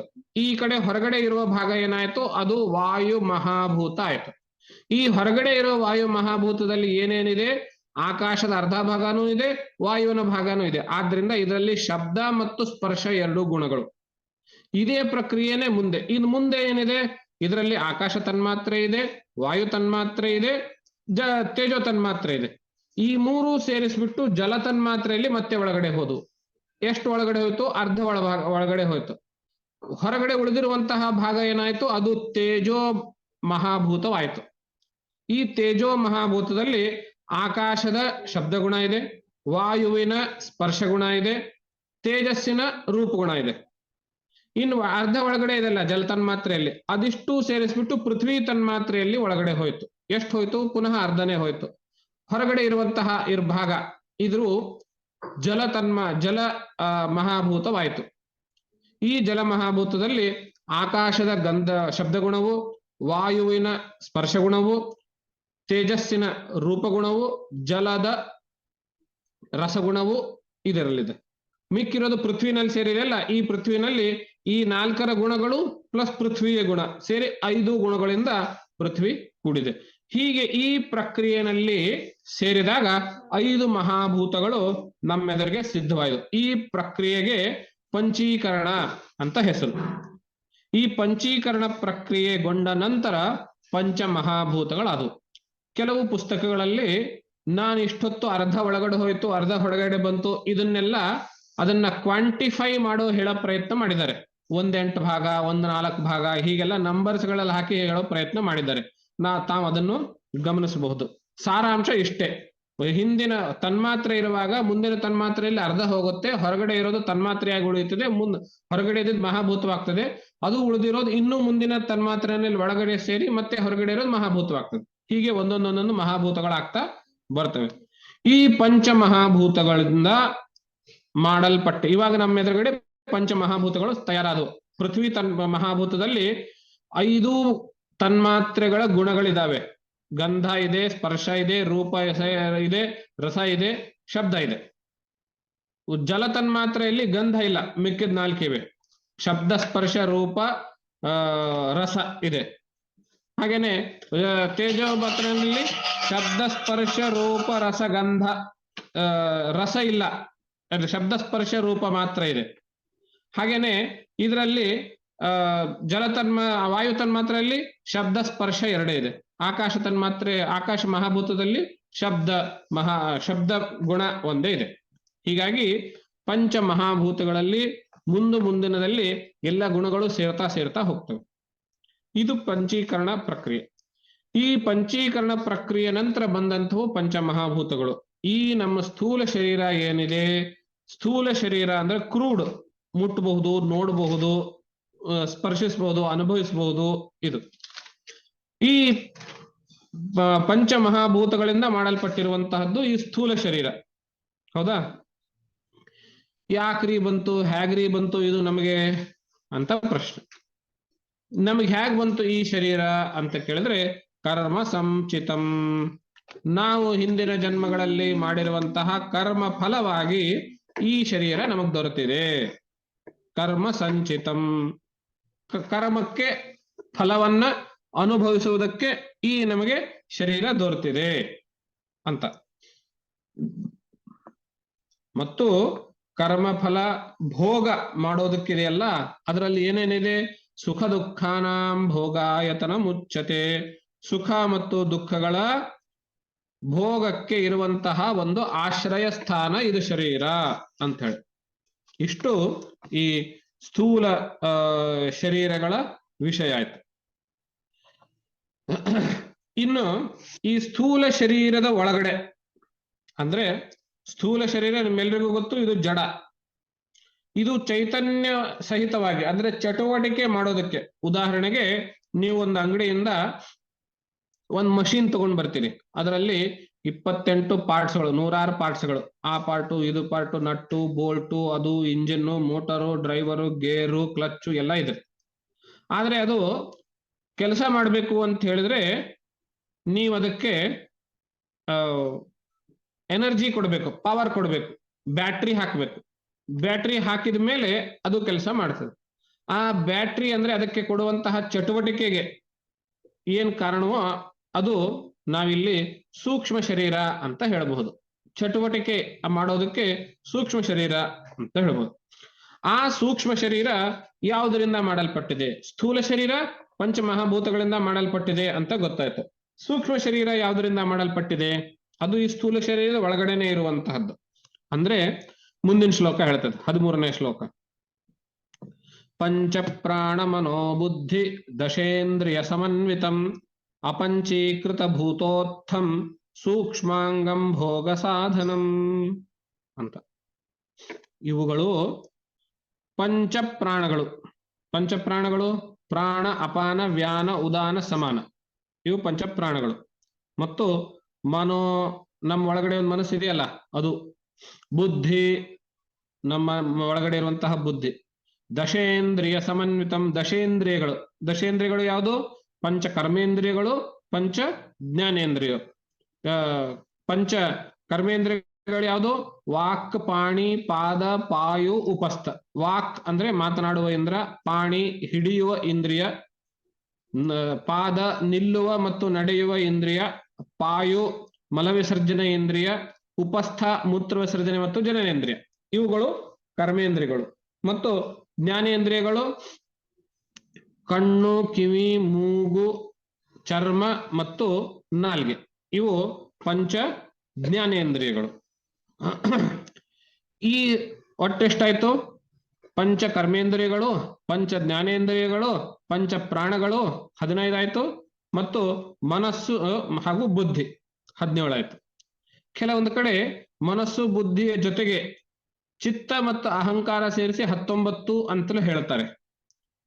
ಇನ್ನು ಕೆಲವೊಂದು ಕಡೆ ಮನಸ್ಸು, ಬುದ್ಧಿ, ಚಿತ್ತ, ಅಹಂಕಾರ 4 ಸೇರಿಸ್ಬಿಟ್ಟು ಅಂತಃಕರಣ ಅನ್ನುವಂತಹ ಒಂದು ಪದನು ಕೊಡ್ತಾರೆ. ಈ 3 ರೀತಿಯಲ್ಲಿ ಹೇಳಿದ್ರು ಸಿದ್ಧಾಂತಕ್ಕೆ ಯಾವ ಲೋಪದೋಷ ಇಲ್ಲ. ಆದ್ರಿಂದ ಅಂತಃಕರಣ ಅಂತ ಒಂದೇ ಸಾರಾಸಗಟಾಗಿ ಹೇಳುವ ರೂಢಿನೂ ಉಂಟು. ಮನಸ್ಸು ಬುದ್ಧಿ ಅಂತ ಎರಡನ್ನೇ ಸೂಚಿಸುವುದು ಉಂಟು. ಮನಸ್ಸು ಬುದ್ಧಿ ಚಿತ್ತ ಅಹಂಕಾರ ಅಂತ ಹೇಳಿ 4 ಸೂಚಿಸುವುದು ಉಂಟು. ಅದರಿಂದ ವ್ಯತ್ಯಾಸ ಏನಾಗೋದಿಲ್ಲ. ಇವುಗಳು ಹೇಗೆ ಮಾಡಲ್ಪಟ್ಟಿವೆ ಅಂತ ಹೇಳಿದ್ರೆ, ಅಪಂಚೀಕೃತ ಭೂತೋತ್ಥಂ, ಅಪಂಚೀಕೃತವಾದ ಪಂಚ ತನ್ಮಾತ್ರೆಗಳಿಂದ ಮಾಡಲ್ಪಟ್ಟಿದೆ. ಅಂದ್ರೆ ಪಂಚ ಮಹಾಭೂತಗಳಿಗಿಂತಲೂ ಪೂರ್ವದ ಸ್ಟೇಟಸ್ ಏನಿತ್ತು ಪಂಚ ತನ್ಮಾತ್ರೆಗಳು, ಅವುಗಳಿಂದ ಮಾಡಲ್ಪಟ್ಟಿವೆ ಇವು ಅಂತ. ಅಂದ್ರೆ ಏನರ್ಥ? ಪಂಚ ತನ್ಮಾತ್ರೆಗಳಲ್ಲಿ ವಾಯು ತನ್ಮಾತ್ರೆ ಇದೆಯಲ್ಲ, ಆ ವಾಯು ತನ್ಮಾತ್ರೆಯೇನೆ ಶರೀರದ ಒಳಗಡೆ ಹೋಗಿ ಬೇರೆ ಬೇರೆ ಸ್ಥಾನದಲ್ಲಿ ನಿಂತು ಬೇರೆ ಬೇರೆ ಕೆಲಸ ಮಾಡುವುದರಿಂದ 5 ಪ್ರಾಣಗಳಾಗಿ ಹೆಸರಿಸಿಕೊಳ್ಳುತ್ತು. ಪ್ರಾಣ, ಅಪಾನ, ವ್ಯಾನ, ಉದಾನ, ಸಮಾನ ಅಂತ ಹೇಳಿ. ಅದು ಒಂದೇ ವಾಯು ತನ್ಮಾತ್ರನೇ ಅದು. ಅಪಂಚೀಕೃತವಾಗಿರುವಂತಹ ವಾಯು ತನ್ಮಾತ್ರೆಯಿಂದ ಪಂಚಪ್ರಾಣಗಳು. ಪಂಚಪ್ರಾಣಗಳು ಅಂತ 5 ಇದ್ರೂ ಇರೋದು ಒಂದೇ ಗಾಳಿ. ಬೇರೆ ಬೇರೆ ಸ್ಥಾನದಲ್ಲಿ ಇದ್ಕೊಂಡು ಬೇರೆ ಬೇರೆ ಕೆಲಸ ಮಾಡುವಂತಹದ್ದೇನಿದೆ ಅದಕ್ಕೆ ಪಂಚಪ್ರಾಣಗಳು ಅಂತ ಹೆಸರು. ಅದು ಪಂಚಪ್ರಾಣಗಳ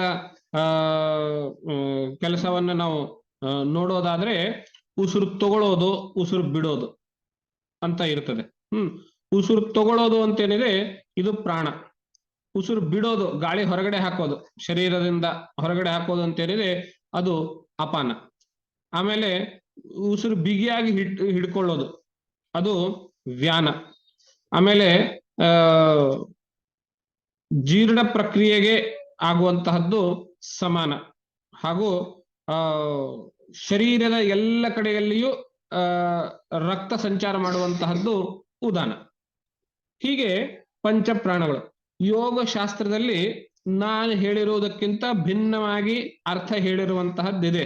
ಆದ್ರೆ ಭಗವತ್ಪಾದರು ಆ ಯೋಗಶಾಸ್ತ್ರದ ವಿವರಣೆಯನ್ನ ಕೋಟ್ ಮಾಡೋದಿಲ್ಲ.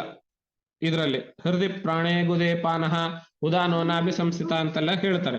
ನಾನು ಹೇಳಿದ್ದಕ್ಕೂ ಯೋಗಶಾಸ್ತ್ರದಲ್ಲಿ, ಪತಂಜಲಿ ಯೋಗಶಾಸ್ತ್ರದಲ್ಲಿ ಪ್ರಸಿದ್ಧವಾಗಿರುವುದಕ್ಕೂ ನೀವು ಪುಸ್ತಕ ನೋಡಿದ್ರೆ ವ್ಯತ್ಯಾಸ ಕಾಣಿಸಬಹುದು. ಯೋಗಶಾಸ್ತ್ರದಲ್ಲಿ ಹೇಳಿರುವಂತಹ ಹೃದಯ ಪ್ರಾಣೇ ಗುದೇ ಪಾನಃ ಅನ್ನುವಂತಹ ಆಯುರ್ವೇದದಲ್ಲಿಯೂ ಹೇಳಿರುವಂತಹ ಆ ಶ್ಲೋಕಕ್ಕೆ ಭಗವತ್ಪಾದರ ಸಮ್ಮತಿ ಇಲ್ಲ. ಭಗವತ್ಪಾದರು ವೈದಿಕವಾಗಿ ಏನ್ ಹೇಳಿದಾರೋ, ಉಪನಿಷತ್ತುಗಳಲ್ಲಿ ಬೇರೆ ಬೇರೆ ಆರಣ್ಯಕಗಳಲ್ಲಿ ಹೇಳಿದಾರೋ ಅದನ್ನ ಇಟ್ಕೊಂಡು ಹೇಳ್ತಾ ಇದ್ದಾರೆ. ಇದು ನಮಗೆ ಗೊತ್ತಿರಬೇಕು. ಇನ್ನು ಪಂಚ ಕರ್ಮೇಂದ್ರಿಯಗಳು. ಈ ಪಂಚ ಕರ್ಮೇಂದ್ರಿಯಗಳಲ್ಲಿಯೂ ಮತ್ತು ಪಂಚ ಜ್ಞಾನೇಂದ್ರಿಯಗಳಲ್ಲಿಯೂ ಒಂದೊಂದೇ ತನ್ಮಾತ್ರೆಗಳಿದಾವೆ. ಯಾವ್ದ್ಯಾವ್ದ್ರಲ್ಲಿ ಯಾವ್ದ್ಯಾವ್ದು ತನ್ಮಾತ್ರೆ ಇದೆ ಅಂತ ಹೇಳಿ ನಾನಿವಾಗ ನೋಡ್ಬೋದು. ನೀವು ನೋಟ್ ಮಾಡ್ಕೊಳ್ಳೋದಿದ್ರೆ ನೋಟ್ ಮಾಡ್ಕೊಳ್ಬಹುದು. ಪಂಚ ಜ್ಞಾನೇಂದ್ರಿಯಗಳಲ್ಲಿ ಮೊದಲನೇದಾಗಿ ಶ್ರೋತ್ರೇಂದ್ರಿಯ. ಶ್ರೋತ್ರೇಂದ್ರಿಯದಲ್ಲಿ ಆಕಾಶ ತನ್ಮಾತ್ರೆ ಮಾತ್ರ. ಯಾಕೆಂದ್ರೆ ಶಬ್ದ ಮಾತ್ರ ಅದ್ರ ಒಳಗಡೆ ಹೋಗುವಂತಹದ್ದು, ಶಬ್ದಗುಣ ಮಾತ್ರ ಒಳಗಡೆ ಹೋಗುವಂತಹದ್ದಾಗಿರೋದ್ರಿಂದ ಅದು ಆಕಾಶ ತನ್ಮಾತ್ರೆ ಮಾತ್ರ ಅದರಲ್ಲಿರುವಂತಹದ್ದು. ಹಾಗೆ ಶ್ರೋತ್ರೇಂದ್ರಿಯ ನಂತರ ತ್ವಗಿಂದ್ರಿಯ ಚರ್ಮ, ಅದು ಸ್ಪರ್ಶ ಮಾತ್ರ ಸ್ವೀಕಾರ ಮಾಡುವುದರಿಂದ ಅದರಲ್ಲಿ ವಾಯು ತನ್ಮಾತ್ರೆ ಮಾತ್ರ ಇರುವಂತಹದ್ದು. ಹಾಗೆ ನೇತ್ರೇಂದ್ರಿಯ ಚಕ್ಷು ಕಣ್ಣು, ಅದು ರೂಪವನ್ನ ಮಾತ್ರ ಗ್ರಹಣ ಮಾಡುವುದರಿಂದ ಅದರಲ್ಲಿ ತೇಜೋ ತನ್ಮಾತ್ರೆ ಮಾತ್ರ ಇರುವಂತಹದ್ದು. ಹಾಗೇನೆ ರಸತನ್ಮಾತ್ರೆ ರಸನೇಂದ್ರಿಯ ರುಚಿ ನಾಲಿಗೆ, ಅದು ರಸ ಗುಣವನ್ನ ಮಾತ್ರ ಸ್ವೀಕಾರ ಮಾಡುವುದರಿಂದ ರಸಗುಣವನ್ನು ಹೊಂದಿರುವಂತಹ ಜಲ ತನ್ಮಾತ್ರೆ ಮಾತ್ರ ಅಲ್ಲಿರುವಂತಹದ್ದು. ಹಾಗೇನೆ ಘ್ರಾಣೇಂದ್ರಿಯ ಮೂಗು, ವಾಸನೆಯನ್ನು ಮಾತ್ರ ಸ್ವೀಕರಿಸುವುದರಿಂದ ಘ್ರಾಣ ಗುಣವಾಗಿರುವ ಪೃಥ್ವಿ ತನ್ಮಾತ್ರೆ ಮಾತ್ರ ಆ ಇಂದ್ರಿಯದಲ್ಲಿ ಇರುವಂತಹದ್ದು. ಇದು ಪಂಚ ಜ್ಞಾನೇಂದ್ರಿಯಗಳ ಬಗ್ಗೆ ಆಯ್ತು. ಇನ್ನು ಪಂಚ ಕರ್ಮೇಂದ್ರಿಯ ಬಗ್ಗೆ ನೋಡುವಂತಹದ್ದಾದ್ರೆ ವಾಕ್ ಇಂದ್ರಿಯದಲ್ಲಿ, ಮಾತನಾಡುವ ಈ ಇಂದ್ರಿಯದಲ್ಲಿ ಅಗ್ನಿ ತನ್ಮಾತ್ರೆ, ಪಾಣಿ ಇಂದ್ರಿಯದಲ್ಲಿ ಹಿಡಿಯುವುದು ಅಂತ ಏನಿದೆಯಲ್ಲ ಅದರಲ್ಲಿ ವಾಯು ತನ್ಮಾತ್ರೆ, ಪಾದೇಂದ್ರಿಯದಲ್ಲಿ ನಿಲ್ಲೋದು ಅಥವಾ ನಡೆಯೋದು ಅದರಲ್ಲಿ ಆಕಾಶ ತನ್ಮಾತ್ರೆ, ಪಾಯು ಇಂದ್ರಿಯದಲ್ಲಿ ಮಲ ವಿಸರ್ಜನೆಯ ಇಂದ್ರಿಯದಲ್ಲಿ ಅಲ್ಲಿರುವಂತಹದ್ದು ಪೃಥ್ವಿ ತನ್ಮಾತ್ರೆ, ಉಪಸ್ಥೇಂದ್ರಿಯದಲ್ಲಿ ಜಲ ತನ್ಮಾತ್ರೆ. ಈ ಎಲ್ಲ ತನ್ಮಾತ್ರೆಗಳು ಅಪಂಚೀಕೃತವೇ. ಅಪಂಚೀಕೃತ ಅಂತ ಹೇಳಿದ್ರೆ ಪಂಚೀಕರಣಗೊಳ್ಳೋದಕ್ಕಿಂತಲೂ ಪೂರ್ವದಲ್ಲಿ ಇರುವಂತಹದ್ದು, ತತು ಮಾತ್ರ, ಅದು ಮಾತ್ರ ಇರುವಂತಹದ್ದು. ಇದಿಷ್ಟು ಸೇರಿಸಿಬಿಟ್ಟು ಸೂಕ್ಷ್ಮ ಶರೀರ ಅಂತ ಉಂಟಾಗ್ತದೆ. ಇನ್ನೂ ಒಂದು ಮಹತ್ವದ ವಿಷಯ ನೀವು ತಿಳಿದುಕೊಳ್ಬೇಕು ಅಂತ ಹೇಳಿದ್ರೆ, ಈಗ ಇಂದ್ರಿಯ ಅಂತ ಹೇಳಿದಾಗ ಚಕ್ಷುರಿಂದ್ರಿಯ ಅಂತ ಹೇಳಿದಾಗ ಕಣ್ಣು ಅಂತ ತೋರಿಸ್ತೇವೆ. ಕಣ್ಣು ಅಂದ್ರೆ ಈ ಮೇಲ್ನೋಟಕ್ಕೆ ಕಾಣುವ ಕಣ್ಣಲ್ಲ. ಈ ಕಣ್ಣಿನ ಒಳಗಡೆ ನೋಡುವ ಸಾಮರ್ಥ್ಯ ಏನಿದೆ ಅಲ್ಲ ಅದಕ್ಕೆ ಇಂದ್ರಿಯ ಅಂತ ಹೆಸರು. ಶರೀರಕ್ಕೆ ಕಾಣಿಸುವ ಸಾಮಾನ್ಯ ಎಲ್ಲಿ ಎದುರುಗಡೆ ಇರುವಂತಹದ್ದು ಕಣ್ಣಿಗೆ ಏನ್ ಹೀಗೆ ಕಣ್ಣಿನ ರೆಪ್ಪೆ ಗುಡ್ಡೆ ಅಂತ ಎಲ್ಲ ಏನಿರ್ತಲ್ಲ ಇದಕ್ಕೆ ಇಂದ್ರಿಯ ಅಂತ ಹೇಳೋದಿಲ್ಲ. ಇದು ಇಂದ್ರಿಯದ ನಿವಾಸ ಸ್ಥಾನ. ಇಂದ್ರಿಯ ಅಂದ್ರೇನು? ನೋಡುವ ಸಾಮರ್ಥ್ಯ. ಹಾಗೆ ನೇತ್ರ ಚಕ್ಷುರಿಂದ್ರಿಯ ಅಂದ್ರೆ ನೋಡುವ ಸಾಮರ್ಥ್ಯ, ಶ್ರೋತ್ರೇಂದ್ರಿಯ ಅಂದ್ರೆ ಕೇಳುವ ಸಾಮರ್ಥ್ಯ, ತ್ವಗಿಂದ್ರಿಯ ಅಂದ್ರೆ ಮುಟ್ಟುವ ಅಥವಾ ಮುಟ್ಟಿಸಿಕೊಂಡ ಅನುಭವದ ಸಾಮರ್ಥ್ಯ. ಹಾಗೇನೆ ಘ್ರಾಣೇಂದ್ರಿಯ ಮೂಸು ನೋಡುವ ಸಾಮರ್ಥ್ಯ, ರಸನೇಂದ್ರಿಯ ರುಚಿ ನೋಡುವ ಸಾಮರ್ಥ್ಯ. ಹಾಗೇನೆ ವಾಕ್ ಇಂದ್ರಿಯ ಮಾತನಾಡುವ ಸಾಮರ್ಥ್ಯ, ಪಾಣಿ ಇಂದ್ರಿಯ ಕೈಯಲ್ಲಿ ಹಿಡಿಯುವ ಸಾಮರ್ಥ್ಯ, ಪಾದೇಂದ್ರಿಯ ನಿಲ್ಲುವ ಮತ್ತು ನಡೆಯುವ ಸಾಮರ್ಥ್ಯ, ಪಾಯು ಇಂದ್ರಿಯ ಮಲ ವಿಸರ್ಜಿಸುವ ಸಾಮರ್ಥ್ಯ, ಉಪಸ್ಥ ಇಂದ್ರಿಯ ಮೂತ್ರ ಮತ್ತು ಜನನ ಸೃಷ್ಟಿ ಮಾಡುವ ಸಾಮರ್ಥ್ಯ ಏನಿದೆ ಅದು ಇಂದ್ರಿಯ ಅಂತ ಕರೆಸ್ಕೊಳ್ತದೆ. ಇದಿಷ್ಟು ಸೇರಿಸಿಬಿಟ್ಟು ಸೂಕ್ಷ್ಮ ಶರೀರ ಅಂತ ಕರೀತಾರೆ. ಇದು ಭೋಗ ಸಾಧನಂ. ಇವು ಸೂಕ್ಷ್ಮವಾಗಿರ್ತವೆ, ಅಪಂಚೀಕೃತವಾಗಿರುವುದರಿಂದ ಇವುಗಳು ನಮ್ಮ ಬರಿಯ ಕಣ್ಣಿಗೆ ಕಾಣಿಸೋದಿಲ್ಲ. ಪಂಚೀಕೃತವಾಗಿದ್ರೆ ಮಾತ್ರ ನಮಗೆ ಕಾಣಿಸ್ತದೆ, ಪಂಚಮಹಾಭೂತಗಳಂತೆ. ಇವು ಅಪಂಚೀಕೃತವಾಗಿರುವುದರಿಂದ ಸೂಕ್ಷ್ಮವಾಗಿರುವಂತಹದ್ದು, ಇದು ನಮ್ಮ ಕಣ್ಣಿಗೆ ಕಾಣಿಸೋದಿಲ್ಲ, ಒಳಗಡೆ ಇರ್ತವೆ. ನಾವು ಕೈಯಲ್ಲಿ ಹಿಡಿಯುವ ಸಾಮರ್ಥ್ಯ ಎಲ್ಲಿದೆ ಅಂತ ಹೇಳಿ ಹುಡುಕಿ ನೋಡಿದ್ರೆ, ಅದನ್ನ ಕೈ ಡೈಸೆಕ್ಟ್ ಮಾಡಿದ್ರೆ ರಕ್ತ ಮಾಂಸ ಇತ್ಯಾದಿಗಳು ನರ ಇತ್ಯಾದಿ ಸಿಗಬಹುದು. ಪಾಣಿ ಇಂದ್ರಿಯ ಸಿಗೋದಿಲ್ಲ, ಕಾಣೋದಿಲ್ಲ ಅದರಲ್ಲಿ. ಅಂದ್ರೆ ಅದು ಸೂಕ್ಷ್ಮವಾಗಿರುತ್ತದೆ, ಅಪಂಚೀಕೃತವಾಗಿರುತ್ತೆ, ಆದ್ರಿಂದ ಕಾಣೋದಿಲ್ಲ. ಅದು ಭೋಗ ಸಾಧನಂ. ಈ ಭೋಗಕ್ಕೆ ಆಶ್ರಯವಾಗಿರುವಂತಹ ಈ ಶರೀರ ಭೋಗವನ್ನು ಅನುಭವಿಸಬೇಕಲ್ಲ, ಯಾವುದರಿಂದ? ಈ ಸೂಕ್ಷ್ಮ ಶರೀರದಿಂದ ಅನುಭವಿಸ್ತಾನೆ. ಹಿಡಿಯುವ ಸಾಮರ್ಥ್ಯವೇ ಇಲ್ಲದಿದ್ರೆ, ಈ ಸೂಕ್ಷ್ಮ ಶರೀರ ಇಲ್ದಿದ್ರೆ ಸುಮ್ನೆ ಒಂದು ಕಲ್ಲು ಗುಡ್ಡೆ ತರ, ಮಣ್ಣಿನ ತರ, ಮೂರ್ತಿ ತರ ಬಿದ್ದಿರ್ತಿತ್ತು. ಮೂರ್ತಿ ಏನ್ ಭೋಗ ಅನುಭವಿಸೋದಕ್ಕೆ ಸಾಧ್ಯ? ಭೋಗ ಅನುಭವಿಸ್ಲಿಕ್ಕೆ ಆಶ್ರಯ ಆಗಿದ್ರು ಭೋಗಕ್ಕೆ ಸಾಧನವಾಗಿದ್ದು ಈ ಸೂಕ್ಷ್ಮ ಶರೀರ ಅಂತ ಹೇಳ್ತಾರೆ. ಇದರ ಸೂಕ್ಷ್ಮ ಶರೀರದ ಒಳಗಡೆ ಇರುವಂತಹದ್ದು, ಅದಕ್ಕಿಂತಲೂ ಸೂಕ್ಷ್ಮವಾಗಿರುವಂತಹದ್ದು ಕಾರಣ ಶರೀರ. ಕಾರಣ ಶರೀರ ಅಂದ್ರೇನು? ಈ ಸೂಕ್ಷ್ಮ ಮತ್ತು ಸ್ಥೂಲ ಶರೀರಗಳು ಬರುವುದಕ್ಕೆ, ಹುಟ್ಟುವುದಕ್ಕೆ ಕಾರಣ ಯಾವುದೋ ಅದು. ಯಾವುದು ಆ ಕಾರಣ ಗೊತ್ತೇನು? ಸಾಮಾನ್ಯ ಭಾಷೆಯಲ್ಲಿ ಅದಕ್ಕೆ ವಾಸನ ಅಂತ ಹೆಸರು, ಶಾಸ್ತ್ರೀಯ ಭಾಷೆಯಲ್ಲಿ ಅದಕ್ಕೆ ಅವಿದ್ಯಾ ಅಂತ ಹೆಸರು. ಅದ್ರ ಬಗ್ಗೆ ಈ ಮುಂದಿನ ಶ್ಲೋಕದಲ್ಲಿದೆ. ಅನಾದ್ಯ ವಿದ್ಯಾ ನಿರ್ವಾಚ್ಯ ಕಾರಣೋಪಾಧಿರುಚ್ಯತೆ ಉಪಾಧಿತೃತಯಾದ್ ಅನ್ಯಂ ಆತ್ಮಾನಮವಧಾರಯೇತ್. ಅನಾದಿಯಾಗಿರುವಂತಹ, ಅನಾದಿ ಅಂದ್ರೆ ಆದಿ ಇಲ್ಲ ಅದಕ್ಕೆ, ಅವಿದ್ಯ, ಅನಾದಿಯಾಗಿರುವಂತಹ ಅವಿದ್ಯ. ಇವಾಗ ನಿಮಗೆ ಅವಿದ್ಯ ಎಲ್ಲಿಂದ ಬಂತು ಅಂತ ಪ್ರಶ್ನೆ ಬರ್ತದೆ. ಮುಂಚೆ ಈ ಶ್ಲೋಕದ ಮೇಲ್ನೋಟದ ಅರ್ಥ ಹೇಳ್ತೇನೆ, ಆಮೇಲೆ ವಿವರಣೆ ಕೊಡೋಣ. ಅನಾದಿಯಾಗಿರುವಂತಹ ಅವಿದ್ಯೆಯು ಅದು ಅನಿರ್ವಾಚ್ಯ, ಅದನ್ನ ನಾವು ಡಿಫೈನ್ ಮಾಡ್ಲಿಕ್ಕೆ ಆಗೋದಿಲ್ಲ, ಅನಿರ್ವಚನೀಯ. ಅದು ಹೇಗೆ ಡಿಫೈನ್ ಮಾಡ್ಲಿಕ್ಕೆ ಆಗೋದಿಲ್ಲ ಅನ್ನೋದು ನಂತರ ಹೇಳ್ತೇನೆ. ಅದು ಕಾರಣೋಪಾಧಿರುಚ್ಯತೆ, ಈ ಹಿಂದೆ ಹೇಳಿರುವಂತಹ ಸೂಕ್ಷ್ಮ ಶರೀರ ಮತ್ತು ಸ್ಥೂಲ ಶರೀರಗಳಿಗೆ ಕಾರಣ ಎಂಬುದಾಗಿ ಕೇಳುತ್ತದೆ. ಈ ಅವಿದ್ಯಾ ಉಪಾಧಿಯಿಂದಲೇನೆ ಅದಕ್ಕೆ ಕಾರಣ ಶರೀರ ಅಂತ ಹೆಸರು. ಈ ಪಂಚಪ್ರಾಣಗಳು ಇತ್ಯಾದಿ ಉಪಾಧಿಯಿಂದ ಅದಕ್ಕೆ ಸೂಕ್ಷ್ಮ ಶರೀರ ಅಂತ ಹೆಸರು. ಪಂಚಮಹಾಭೂತಗಳು ಇತ್ಯಾದಿಯಿಂದ ಅದಕ್ಕೆ ಸ್ಥೂಲ ಶರೀರ ಅಂತ ಹೆಸರು. ಹೌದಾ?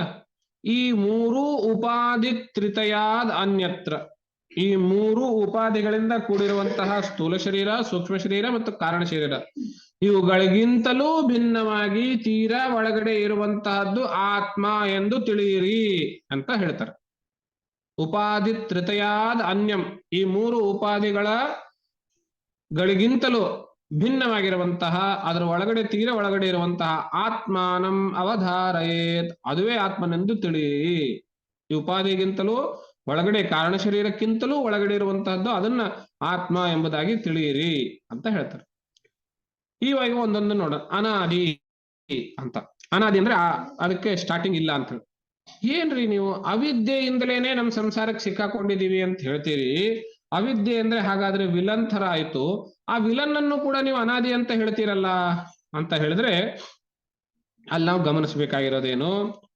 ಅಪರ ಪ್ರಕೃತಿನಲ್ಲಿ ಈಗಾಗಲೇ ಸಮಷ್ಟಿ ಮನಸ್ಸು ಬುದ್ಧಿ, ಸಮಷ್ಟಿ ಮನಸ್ಸು, ಸಮಷ್ಟಿ ಬುದ್ಧಿ, ಸಮಷ್ಟಿ ಅಹಂಕಾರ ಅಂತ ಹೇಳಿದ್ದೆ ತಾನೆ. ಆ ಅವಿದ್ಯಾ ಸಂಯುಕ್ತ, ಅವಿದ್ಯೆಯಿಂದ ಕೂಡಿರುವಂತಹದ್ದೇನಿದೆ ಅದು ಪ್ರಕೃತಿ, ಅದಕ್ಕೆ ಅಹಂಕಾರ ಅಂತ ಕರೀತಾರೆ. ಅವಿದ್ಯೆಯಿಂದ ಕೂಡಿರುವಂತಹದ್ದು. ಆ ಅವಿದ್ಯ ಯಾರ ವಿದ್ಯೆ? ಈಗಾಗಲೇ ಹಿಂದೆ ಸಮಷ್ಟಿ ಮನಸ್ಸು ಅಂತ ಹೇಳಿದ್ನಲ್ಲ, ಹಿಂದಿನ ಕಲ್ಪದಲ್ಲಿ ಮೋಕ್ಷಗೊಳ್ಳದೇ ಇರುವಂತಹ ಜೀವರುಗಳ ಸಮಷ್ಟಿ ಮನಸ್ಸು ಅಂತ ಹೇಳಿದ್ದೆ, ಸಮಷ್ಟಿ ಬುದ್ಧಿ ಅಂತ ಹೇಳಿದ್ದೆ, ಹಾಗೆ ಸಮಷ್ಟಿ ಅವಿದ್ಯೆ. ಹಿಂದಿನ ಕಲ್ಪದಲ್ಲಿ ಇರುವ ಜೀವರುಗಳ ಸಮಷ್ಟಿ ಅವಿದ್ಯೆ ಪ್ಲಸ್ ಇವಾಗಿರುವ ಮಾಯಾ ಅಥವಾ ಪ್ರಕೃತಿ, ಇದೆರಡು ಸೇರಿಸ್ಬಿಟ್ಟು ಅಹಂಕಾರ ಅಂತ ಕರೀತಾರೆ ಅದಕ್ಕೆ. ಹಾಗೆ ವಿಷದಿಂದ ಸೇರಿರುವ ಅನ್ನವನ್ನು ವಿಷ ಎಂದು ಕರೀತಾರೆಯೋ ಹಾಗೆ ಅವಿದ್ಯೆಯಿಂದ ಸೇರಿರುವಂತಹ ಆ ಅವ್ಯಕ್ತವನ್ನ, ಅವ್ಯಕ್ತ ಅಂದ್ರೆ ಮಾಯಾ ಅಥವಾ ಪ್ರಕೃತಿಯನ್ನ ಅಹಂಕಾರ ಅಂತ ಹೆಸರು ಕೊಟ್ರು. ಅಂದ್ರೆ ಇವಾಗ ಹೇಳಿ, ಅವಿದ್ಯಾ ಅನ್ನೋದು ಸೃಷ್ಟಿಗಿಂತಲೂ ಪೂರ್ವದಲ್ಲಿದ್ದು ಹಿಂದಿನ ಕಲ್ಪದಲ್ಲಿರುವಂತಹ ಜೀವರುಗಳ ಸಮಷ್ಟಿ ಅವಿದ್ಯೆ. ಅವರಿಗೆ ಎಲ್ಲಿಂದ ಬಂತು? ಅವರ ಹಿಂದಿನ ಕಲ್ಪದಿಂದ ಬಂತು. ಅದಕ್ಕೆ ಎಲ್ಲಿಂದ ಬಂತು? ಅದರ ಹಿಂದಿನ ಕಲ್ಪದಿಂದ ಬಂತು. ಯಾವ ರೀತಿ ಸೃಷ್ಟಿಗೆ ಮೊದಲನೆಯದ್ದು ಅಂತ ಇಲ್ವೋ ಹಾಗೆ ಸೃಷ್ಟಿಗೆ ಕಾರಣವಾಗಿರುವಂತಹ ಈ ಪ್ರಕೃತಿಯ ಅಪರಾ ಪ್ರಕೃತಿಯ ಭಾಗವಾಗಿರುವಂತಹ ಅಹಂಕಾರದ ಭಾಗವಾಗಿರುವಂತಹ ಅವಿದ್ಯೆಗೂ ಆದಿ ಅಂತ ಇಲ್ಲ. ಆದ್ರಿಂದ ಅದು ಅನಾದಿ. ಇನ್ನು ಅನಿರ್ವಾಚ್ಯ ಅಂತ ಯಾಕೆ ಹೇಳಿದ್ರು, ಅನಿರ್ವಚನೀಯ ಅಂತ ಯಾಕೆ ಹೇಳಿದ್ರು ಅಂತ. ಇವಾಗ ಅವಿದ್ಯೆ ಅಂದ ತಕ್ಷಣ ನಾವು ಸೃಷ್ಟಿ ಪ್ರಕ್ರಿಯೆ ನೋಡಿದ್ರಲ್ಲ ಹೇಗಿತ್ತು. ಮೊದಲು ಬ್ರಹ್ಮ ಸೋಕಾಮಯತ ಬಹುಸ್ಯಾಂ, ನಾನ್ ಜಗತ್ತನ್ನ ಸೃಷ್ಟಿ ಮಾಡ್ಬೇಕು ಅಂತ ಸಂಕಲ್ಪ ಮಾಡಿತು ನಿರ್ಗುಣ ಬ್ರಹ್ಮ. ಆವಾಗ ಅದರಿಂದ ಮಾಯೆ ಅನ್ನೋದು ಹೊರಗೆ ಬಂತು. ಮಾಯೆ ಹೊರಗೆ ಬಂದ ಮೇಲೆ ಆ ಮಾಯೆನಲ್ಲಿ ಎರಡು ಭಾಗ, ಪರಾಪ್ರಕೃತಿ ಅಪರಾಪ್ರಕೃತಿ ಅಂತೇಳಿ. ಆ ಅಪರಾಪ್ರಕೃತಿ 8 ಅಂಶಗಳಿಂದ ಕೂಡಿರುವಂತಹದ್ದು. ಭೂಮಿ ರಾಪೋ ನಲೋ ವಾಯು ಖಂ ಮನೋ ಬುದ್ಧಿರೇವಚ ಅಹಂಕಾರ. ಈ ಅಹಂಕಾರದ ಅಂದ್ರೇನೆ ಅವಿದ್ಯಾ ಪ್ಲಸ್ ಅವ್ಯಕ್ತ ಈಕ್ವಲ್ಸ್ ಅಹಂಕಾರ. ಈ ಅವಿದ್ಯೆಯು ಮುಂದೆ ಜಗತ್ತಿನ ಸೃಷ್ಟಿ ಆಗ್ತದೆ. ಈ ಅವಿದ್ಯೆಯಿಂದಲೇನೆ ಮುಂದಿನ ಜಗತ್ತಿನ ಸೃಷ್ಟಿ, ಅಥವಾ ಈ ಮಾಯೆಯಿಂದಲೇನೆ ಮುಂದಿನ ಜಗತ್ತಿನ ಸೃಷ್ಟಿ. ಹೌದಾ?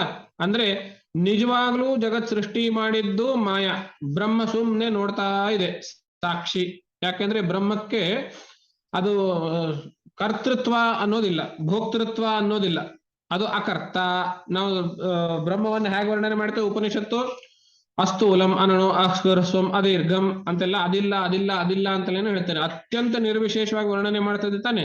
ನಿರ್ವಿಶೇಷವಾಗಿ ವರ್ಣನೆ ಮಾಡಿರುವುದರಿಂದ ಅದು ಮಾಡಿತು, ಸೃಷ್ಟಿ ಮಾಡಿತು ಅಂತ ಹೇಳೋದಕ್ಕೆ ಕರ್ತೃತ್ವ ಹೇಳಿದಾಗ ಆಗ್ತದೆ.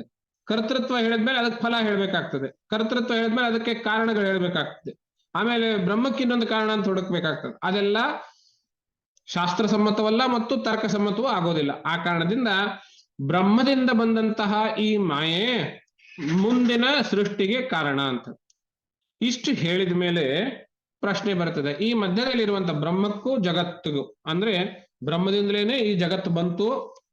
ನಿರ್ಗುಣವಾಗಿರುವಂತಹ ಜಗತ್ತು, ಬ್ರಹ್ಮವು ಸಗುಣವಾಗಿದ್ದು ಹೇಗೆ ಅಂತ ಹೇಳಿದ್ರೆ ಮಧ್ಯ ಮಾಯೆಯಿಂದ, ಮಧ್ಯ ಮಾಯಾಶಕ್ತಿಯಿಂದ. ಈ ಮಧ್ಯ ಮಾಯಾಶಕ್ತಿಯಿಂದ ಜಗತ್ತು ಸಗುಣವಾಯಿತು ಅಂತ. ಇವಾಗ ಪ್ರಶ್ನೆ ಏನ್ ಬರ್ತದೆ, ಜಿಜ್ಞಾಸೆ ಏನ್ ಬರ್ತದೆ ಅಂತ ಹೇಳಿದ್ರೆ, ಈ ಮಧ್ಯದಲ್ಲಿರುವಂತಹ ಮಾಯೆ ಜಗತ್ತಿಗೆ ಸಂಬಂಧಪಟ್ಟಿದ್ದು ಅಂತ ಹೇಳ್ಬೇಕು ಅಥವಾ ಬ್ರಹ್ಮಕ್ಕೆ ಸಂಬಂಧಪಟ್ಟಿದ್ದು ಅಂತ ಹೇಳ್ಬೇಕು?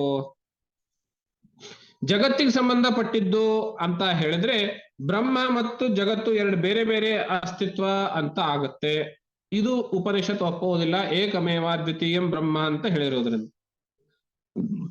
ಬ್ರಹ್ಮಕ್ಕೆ ಸಂಬಂಧಪಟ್ಟಿದ್ದು ಅನ್ನೋದು ಒಪ್ಪಿದ್ರು ನಮ್ಗೆ ಏನ್ ಅನಿಸ್ತದೆ, ಓ ಬ್ರಹ್ಮಕ್ಕೆ ಸಂಬಂಧಪಟ್ಟಿದ್ರು ಅಂತ ಹೇಳಿದ ಮೇಲೆ ಬ್ರಹ್ಮವೇ ಈ ಜಗತ್ತು ಸೃಷ್ಟಿ ಮಾಡಿತು ಅಂತ ಹೇಳ್ಬೇಕಲ್ಲ, ಮಾಯೆ ಅಂತ ಮಧ್ಯೆ ಯಾಕೆ ಹೇಳ್ತೀರಿ ಅಂತ ಪ್ರಶ್ನೆ ಬರ್ತದೆ. ಆದ್ರಿಂದ ಮಾಯೆ ಅನ್ನೋದು ಈ ಕಡೆಗೆ ಸಂಬಂಧಪಟ್ಟಿದ್ದು ಅಥವಾ ಈ ಕಡೆಗೆ ಸಂಬಂಧಪಟ್ಟಿದ್ದು ಅನ್ನೋದು ನಿಶ್ಚಿತವಾಗಿ ಗೆರೆ ಕೊರೆದು ಹೇಳೋದಕ್ಕಾಗೋದಿಲ್ಲ ಅನ್ನೋದು ಅನಿರ್ವಚನೀಯ.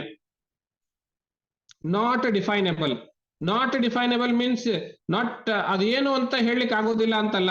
ಈ ಕಡೆಗೆ ಸೇರಿದ್ದು ಈ ಕಡೆಗೆ ಸೇರಿದ್ದು ಅಂತ ಹೇಳಲಿಕ್ಕೆ ಆಗೋದಿಲ್ಲ, ಅದು ಅನಿರ್ವಚನೀಯ ಅಂತ ಹೇಳಿದ್ರು. ನಿಮ್ಗೆ ಒಂದು ಅದೇನ್ರಿ ಹೀಗೆ ಹೇಳ್ಬಿಟ್ರಿ ಅಂತ ಹೇಳಿದ್ರೆ ಒಂದು ಉದಾಹರಣೆ ಕೊಡ್ತೇನೆ. ಮದುವೆ ಆದ ಸ್ತ್ರೀ ತವರು ಮನೆಗೆ ಸಂಬಂಧಪಟ್ಟಂತವಳು ಅತ್ತೆ ಮನೆಗೆ ಸಂಬಂಧಪಟ್ಟವಳು ಅಂತ ಪ್ರಶ್ನೆ ಕೇಳಿದಾಗ ಸ್ಪಷ್ಟವಾಗಿ ಗೆರೆ ಕೊರೆದು ಉತ್ತರ ಹೇಳಲಿಕ್ಕೆ ಆಗೋದಿಲ್ಲ. ನಮಗೆ ಉದಾಹರಣೆ ಇದೆ. ನಮ್ಗೆ ನಮ್ಮ ನಿತ್ಯ ಅನುಭವದಲ್ಲಿ ಏನೇ ಗೆರೆ ಕೊರೆದು ಇದೆ, ಈ ಕಡೆನೋ ಅಂತ ಹೇಳಲಿಕ್ಕೆ ಆಗೋದಿಲ್ಲ ಅಂತ. ಆದ್ರೆ ಬ್ರಹ್ಮವು ಮಾಯೆಯು ಕೂಡ ಈ ಕಡೆ ಇಲ್ಲ ಆ ಕಡೆ ಅಂತ ಹೇಳಲಿಕ್ಕೆ ಆಗೋದಿಲ್ಲ ಅನ್ನೋದನ್ನು ಒಪ್ಪಬಹುದು. ನಮ್ಮ ಅನುಭವದಲ್ಲಿ ಇದೆ ಅನ್ನೋ ಕಾರಣದಿಂದ ಈ ಹಿನ್ನೆಲೆಯಲ್ಲಿ ಅದಕ್ಕೆ ಅನಿರ್ವಾಚ್ಯ ಅಥವಾ ಅನಿರ್ವಚನೀಯ ಅಂತ ಹೇಳಿದ್ದು. ಹೀಗಾಗಿ ಈ ಕಾರಣ ಶರೀರ ಅಂತ ಹೇಳಿದ್ರೆ ಇದು ಅವಿದ್ಯಾ ಅಂತ ಆಯ್ತು. ಹೇಗೆ ಅವಿದ್ಯೆ ಕಾರಣವಾಗುತ್ತೆ ಈ ಮುಂದಿನ ಶರೀರಗಳಿಗೆ ಅನ್ನೋದು ಇಂಪಾರ್ಟೆಂಟ್ ಪಾಯಿಂಟ್. ಈಗ ನನಗೆ ಈ ಶರೀರ ಬರೋದಕ್ಕೆ ಕಾರಣ ಏನು ಅಂತ ಹೇಳಿದ್ರೆ, ನಾವು ಈಗಾಗಲೇ ನೋಡಿದ್ವಿ, ಹಿಂದಿನ ಜನ್ಮಗಳಲ್ಲಿ ಮಾಡಿರುವಂತಹ ಕರ್ಮದ ಫಲವಾಗಿ, ಕರ್ಮ ಸಂಚಿತಂ, ಕರ್ಮದ ಫಲವನ್ನ ಅನುಭವಿಸೋದಕ್ಕೆ ಈ ಶರೀರ ಬಂದು. ಕರ್ಮ ಯಾಕೆ ಮಾಡಿದೆ ನಾನು? ಕಾಮದಿಂದ ಕರ್ಮ ಮಾಡಿದೆ. ಕಾಮ ಅಂದ್ರೇನು? ಅದು ಬೇಕು ಅನ್ನೋದು. ಅದು ಅಂದ್ರೆ ನಾನು ಬೇರೆ ಅದು ಬೇರೆ ಅಂತ ನನ್ನ ತಲೆನಲ್ಲಿದೆ. ನಾನು ನನಗಿಂತ ಬೇರೆದು, ಇದೆಲ್ಲ ಜಗತ್ತು. ಅದು ನನ್ನಲ್ಲಿ ಇಲ್ಲ, ಆದ್ರಿಂದ ಅದು ನನಗೆ ಬೇಕು ಅನ್ನೋದು ಕಾಮ. ಅಂದ್ರೆ ಈ ಕಾಮಕ್ಕೆ ಮೂಲ ಕಾರಣ ಏನು ಅಂತ ಹೇಳಿದ್ರೆ, ನಾನು ಬೇರೆ ಈ ಜಗತ್ತು ಬೇರೆ ಅಂತ ನಾನು ತಿಳ್ಕೊಂಡಲ್ಲ. ಸ್ವರ್ಗ ಬೇರೆ, ಆದ್ರಿಂದ ಸ್ವರ್ಗ ಬೇಕು ನನಗೆ, ಸ್ವರ್ಗ ನನಗೆ ಬೇಕು ಅನ್ನೋ ಕಾರಣದಿಂದ ನಾನು ಜ್ಯೋತಿಷ್ಠೋಮ ಯಾಗ ಮಾಡ್ತೀನಿ ಅನ್ನೋದೇನಿದೆಯಲ್ಲ, ಇದು ಅವಿದ್ಯೆ. ಅದು ಬೇರೆ ನಾನು ಬೇರೆ ಅಂತ ತಿಳ್ಕೊಳ್ಳೋದೇನೆ ಅವಿದ್ಯೆ. ಅಂದ್ರೆ ನಾನು ಸಂಸಾರದಲ್ಲಿ ಸಿಕ್ಕಾಕೊಳ್ಳಿಕ್ಕೆ ಕರ್ಮ ಕಾರಣ, ಕರ್ಮಕ್ಕೆ ಕಾಮ ಕಾರಣ, ಕಾಮಕ್ಕೆ ಅವಿದ್ಯಾ ಕಾರಣ. ಅರ್ಥಾತ್ ಈ ಶರೀರ ಬರೋದಕ್ಕೆ ಮೂಲ ಕಾರಣ ಅವಿದ್ಯ. ಅದನ್ನು ಭಗವತ್ಪಾದರು ಏನ್ ಹೇಳಿದ್ರು? ಅವಿದ್ಯಾ ಕಾಮ ಕರ್ಮ ಸಂಸಾರ ಈ ಮಾರ್ಗದಲ್ಲಿ ಇರ್ತದೆ. ಆದ್ರಿಂದ ಈ ಶರೀರ ಬರೋದಕ್ಕೆ ಮೂಲ ಕಾರಣ ಅವಿದ್ಯಾ ಅಂತ. ಹೌದಾ? ಈ ಅವಿದ್ಯೆ ಕಾರಣ ಶರೀರ ಅಂತ ಅದಕ್ಕೆ ಹೇಳಿ, ಈ ಮೂರಕ್ಕೂ ಹಿಂದೆ ಇರುವಂತಹದ್ದು ಯಾವ ಮೂರ? ಸ್ಥೂಲ ಶರೀರ, ಸೂಕ್ಷ್ಮ ಶರೀರ ಮತ್ತು ಕಾರಣ ಶರೀರ. ಕಾರಣ ಶರೀರ ಯಾವುದರಿಂದ ಕೂಡಿದೆ? ಅವಿದ್ಯೆಯಿಂದ ಕೂಡಿದೆ. ಆ ಅವಿದ್ಯೆಗೂ ಹಿಂದೆ ಇರುವಂತಹ ಒಳಗಡೆ ಇರುವಂತಹ ಕಾರಣ ಶರೀರಕ್ಕೂ ಅದುಗಳಿಗಿಂತ ಭಿನ್ನವಾಗಿರುವ ಒಳಗಡೆ ಇರುವಂತಹದ್ದು ಆತ್ಮ ಎಂಬುದಾಗಿ ತಿಳಿದುಕೊಳ್ಳಿ. ಅದುವೇ ಆತ್ಮ ಅಂತ ಹೇಳಿದ್ರು. ಇಷ್ಟು ನಾವು ಈ ಸ್ಥೂಲ, ಸೂಕ್ಷ್ಮ ಮತ್ತು ಕಾರಣ ಶರೀರದ ಬಗ್ಗೆ ವಿಸ್ತೃತವಾಗಿ ತಿಳಿದುಕೊಂಡ್ವಿ. ಈ ಮುಂದಿನ ಕ್ಲಾಸ್ಗೆ ನಾವು ಅನುವು ಮಾಡಿಕೊಡ್ಬೇಕು. ಆದ್ರಿಂದ ಪ್ರಶ್ನೆಗಳು ಅಂತ ಏನಾದರೂ ಇದ್ರೆ 1 ಅಥವಾ 2, 9:18 ಆಗಿದೆ, 9:20 ಕ್ಲೋಸ್ ಮಾಡಬೇಕು ಅಂತಿದೆ. 1-2 ನಿಮಿಷದಲ್ಲಿ ಇಂಪಾರ್ಟೆಂಟ್ ಪ್ರಶ್ನೆಗಳು ಅಂತ ಅನ್ಸಿದ್ರೆ ಕೇಳ್ಬೋದು, ಇಲ್ಲದಿದ್ರೆ ನೋಟ್ ಮಾಡಿಟ್ಕೊಳ್ಳಿ, ಮುಂದಿನ ಕ್ಲಾಸಲ್ಲಿ ಮಾಡೋಣ. ಮನಸ್ಸು ಬುದ್ಧಿ ಫಾರ್ಮಡ್ ಆಫ್ ಅಂದ್ರೆ ಪೂರ್ವದ ಹಿಂದಿನ ಕಲ್ಪದಲ್ಲಿರುವಂತಹ ಸಮಷ್ಟಿ ಮನಸ್ಸು, ಸಮಷ್ಟಿ ಬುದ್ಧಿ, ಅವು ಸೂಕ್ಷ್ಮವಾಗಿರುವಂತಹದ್ದು. ಮುಗಿಸೋಣವಾ? ನಮಸ್ಕಾರ ಎಲ್ರಿಗೂ.